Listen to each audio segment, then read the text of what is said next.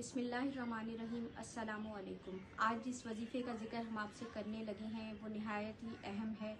आजकल बहुत सारे वालिदैन परेशान होते हैं औलाद की शादियों को लेकर, रिश्तों को लेकर कि कहीं रिश्ता नहीं हो रहा, शादी नहीं हो रही। तो ये ख़ास वजीफ़ा उन परेशान वालिदैन के लिए है कि उनके सारे मसले हल हो जाएंगे इंशाअल्लाह। उनके बच्चे अच्छे घरों में जाएंगे, उनकी शादियां अच्छे घरों में होंगी।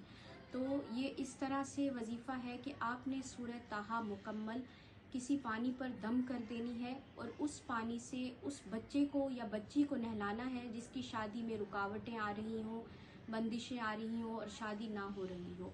इंशाअल्लाह 1 महीने के अंदर उसकी शादी हो जाएगी।